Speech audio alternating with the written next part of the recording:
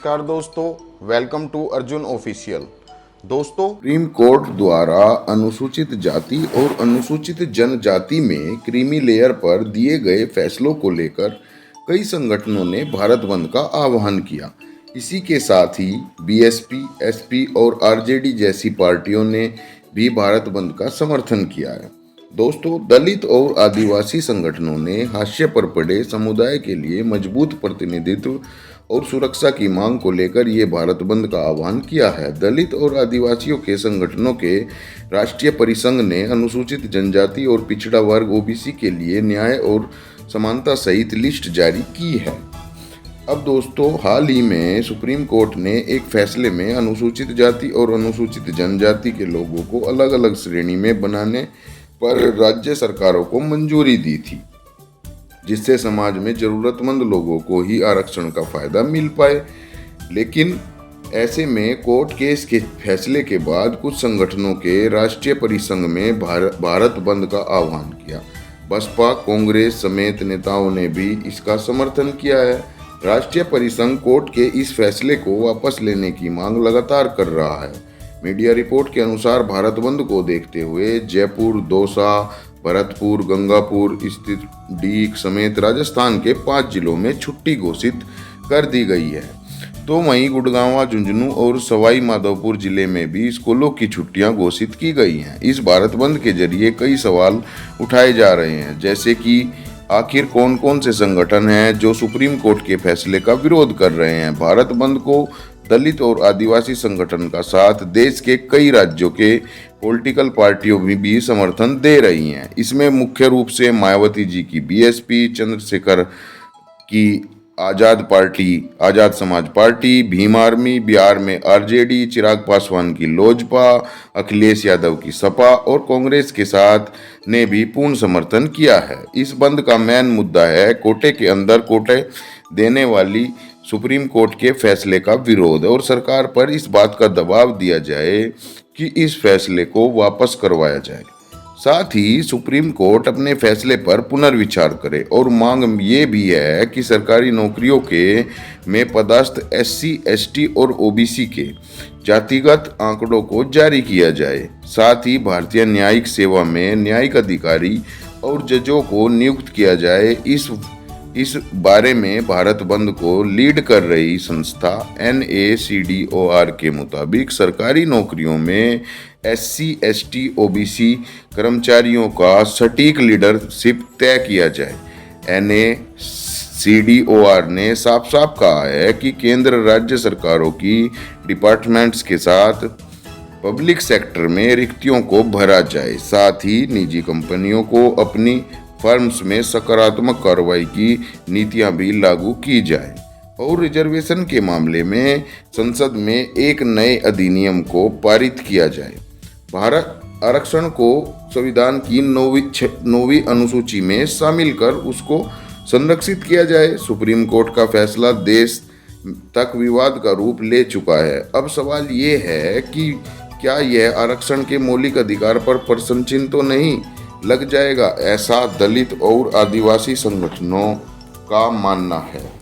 कई संगठनों ने तो इसे आरक्षण की नीति के खिलाफ बताया है। इसका मौजूदा आरक्षण की व्यवस्था पर नकारात्मक असर पड़ेगा और न्यायिक समाज की अवधारणा भी कमजोर होगी इससे।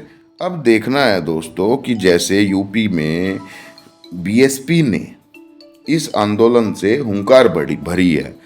जब से लोकसभा का चुनाव हुआ है, बीएसपी हाशिए पर चली गई थी क्योंकि बीएसपी को कोई सीट नहीं मिली थी और वोट परसेंटेज काफ़ी डाउन हो गया था, या ये समझिए कि काफ़ी लंबे समय से ये पार्टी एक हाशिए पर थी। लेकिन इस आंदोलन से बीएसपी ने हुंकार भरी है और यूपी में बीएसपी कार्यकर्ताओं ने ज़बरदस्त प्रदर्शन किया है और मायावती जी भी इस आंदोलन में इनका साथ दे रही है। अगर दोस्तों वीडियो को शेयर नहीं किया है तो वीडियो को शेयर करें, चैनल को सब्सक्राइब करें और हमारे साथ ऐसे ही बने रहें। लेकिन दोस्तों, भारत बंद के दौरान जब प्रदर्शनकारियों पर लाठीचार्ज हुआ तो आजाद समाज पार्टी के अध्यक्ष, जो नगीना से सांसद भी हैं, चंद्रशेखर रावण वो भड़क गए। चंद्रशेखर ने लाठीचार्ज पर गुस्सा जाहिर करते हुए सरकार को चेतावनी दी। उन्होंने कहा कि सरकार हमारे शांतिपूर्ण आंदोलन को रोक नहीं पा रही है, तो अब बहुजन समाज को लाठियों से कुचलने का काम कर रही है। ना मैं और ना मेरा समाज सरकार के इन लाठियों को भूलेगा। हम समय आने पर सूद समेत वोट की चोट से जवाब देंगे। इसके बाद चंद्रशेखर इस प्रदर्शन में शामिल हुए। चंद्रशेखर ने शामिल होने से पहले कहा था, आज का ये जन आंदोलन सरकारों और केंद्र सरकारों के लिए स्पष्ट संदेश है कि अब बहुजन समाज फूट डालो और राज करो की साजिश को कामयाब नहीं होने देगा। एक तरफ SC/ST में क्रीमी लेयर खोजते हैं और बहुत कुछ ट्वीट किया था दोस्तों। इसके बाद सुप्रीम कोर्ट के वकीलों ने भी इसका समर्थन किया और सरकार का विरोध किया। देखिए, क्योंकि हम समर्थन करते हैं भारत बंद का। और दूसरी बात, आप पूछते हैं कि क्या decision, Supreme Court is not supreme in India, only parliament and the constitution of India is supreme and 7 जजेस of the High Court can not encroach power of the parliament. दूसरी चीज, आप कहते हैं भारत बंद नहीं है।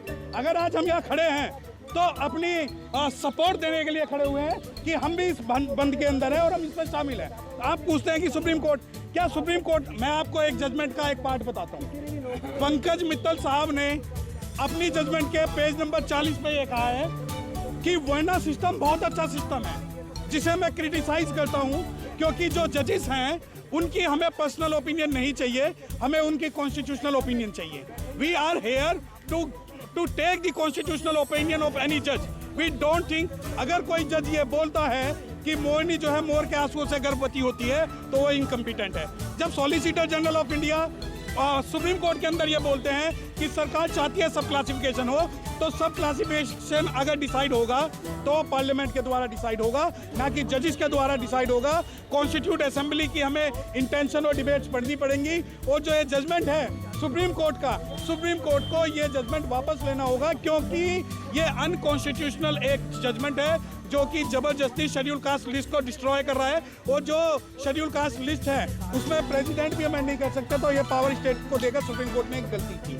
आंदोलन बुलाया था, क्या कहेंगे? देखिए, ये आंदोलन के अंदर बहुत सारे लोग हैं, मिशन जय भीम से भी लोग हैं और जन आंदोलन है। और आज आप ये मानिए कि 2 अप्रैल 2018 के बाद में अगर सबसे बड़ा आंदोलन कोई है तो वो आज 21 अगस्त 2024 का आंदोलन है, जब कश्मीर से कन्याकुमारी और कच्छ से कोहिमा तक आरक्षण समर्थक जो हैं सड़कों पर हैं। और ये कोई आरक्षण कोई भीख नहीं है, आरक्षण हमारा अधिकार है, जिसे हम कॉन्स्टिट्यूशनली और पीसफुली लेकर रहेंगे।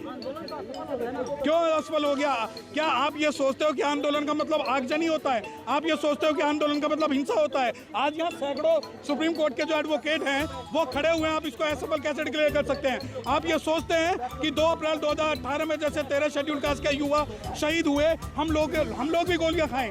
आज बाबा साहब के बच्चे जो हैं वो संविधान को मानने वाले हैं। कॉन्स्टिट्यूशनली हम जो है प्रोटेस्ट कर रहे हैं, और हम जो ये प्रोटेस्ट है वो पीसफुल और कॉन्स्टिट्यूशनली ही करेंगे।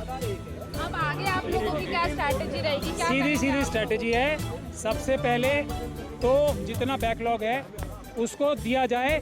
कई करोड़ नौकरियां, मुझे नहीं लगता समाज का कोई भी व्यक्ति, कोई भी घर ऐसा बचेगा कि अगर ये चोरी की नौकरियां वापस लेने का आंदोलन हमारा सफल होगा तो एक भी घर ऐसा नहीं बचेगा जिसको नौकरी ना हो, और अच्छी नौकरी ना हो, क्योंकि अच्छी नौकरियां ही करोड़ों में हैं। पहला काम है हमारा बैकलॉग के लिए संघर्ष करना। दूसरा काम है हमारा SC/ST सब प्लान, जिसके माध्यम से हर एक परिवार को कम से कम 1 करोड़ मिल सकता है शेड्यूल कास्ट और शेड्यूल ट्राइब के, उसके लिए आंदोलन करना। ये 2 आंदोलन है। तीसरा काम है हमारा प्राइवेटाइजेशन जो हुआ है, ये भी तो हकमारी हुई है ना, ये भी तो चोरी हुई है हमारी सीटों की, तो उसके अंदर भी रिजर्वेशन कराने का, और ऊपर से लेकर नीचे सब जगह रिजर्वेशन कराने का। ये 3 मुद्दे हमारे हैं। और चौथा मुद्दा हमारा ये है कि देश के जो वाल्मीकि समाज है उसमें कम से कम अगर सरकार और सुप्रीम कोर्ट के मान्यवर जजेस को, परम आदरणीय जजेस को इतनी चिंता हो रही है वाल्मीकि समाज की, तो कम से कम जो उनका जो आज वो मजबूर हैं उनको 1-1 लाख की नौकरी मिलनी चाहिए सफाई करने की, जो डॉक्टरों से भी ज़्यादा इंपॉर्टेंट काम है। उनकी नौकरियां तो पक्की कर दें, ठेकेदारी प्रथा को समाप्त कर दें, जो कि अपने आप में एक गैर कानूनी काम है। यदि ऐसा नहीं करते तो हम इसके लिए आंदोलनरत हैं कि हमारे शेड्यूल कास्ट और शेड्यूल ट्राइब के जितने भी लोग हैं उनको हर एक को ग्रेजुएशन की पढ़ाई की जाए, भले ही उनकी कितनी भी उम्र हो, उनको 2-2 साल के ग्रेजुएशन का कोर्स में चाहे वो लॉन्ग डिस्टेंस का हो या ऑफलाइन कोर्सेज हो, उसमें हर एक को ग्रेजुएट बनाया जाए अगले 2 साल में, ताकि जो करोड़ों नौकरियां आने वाली हैं उसमें जो कैंडिडेट कम पड़ेंगे उनको कैंडिडेट भी मिल जाए। ये 4-5 मुद्दे हैं। तमाम मांगे तो सर हमने आपकी सुन ली हैं, आप बोल भी रहे हैं, लेकिन इससे भारत बंद से क्या फायदा होगा? भारत बंद क्यों सोते बुलाया गया है? जो सोने का नाटक कर रहे हैं ना सब, जानबूझ के जिन्होंने ये चोरी डकैतियां की हैं, उनको ये बताने के लिए कि जो तो तुम आंख मूंद के बैठे हो और ये जो कान में रुई डाल के बैठे हो, ये हमें पता है तुमने जानबूझ के डाली है। आंखें खोलो, कान खोलो, जनता आ रही है, मजबूर मत करो हमें कि हम तुम लोगों को अपने पदों से हटाएं और ईमानदार और शरीफ लोगों को लाएं। एक पीसफुल प्रोटेस्ट के जरिए से ये साफ साफ बात है, देश में ना प्रधानमंत्री ऊपर है, देश की जनता ऊपर है, ना सुप्रीम कोर्ट के चीफ जस्टिस देश की जनता से ऊपर है। हमें मजबूर ना करें इस प्रकार की जजमेंट्स, इस प्रकार के फैसले देके कि हम आपको पीसफुल तरीके से अपने पदों से हटाएं और ईमानदार लोगों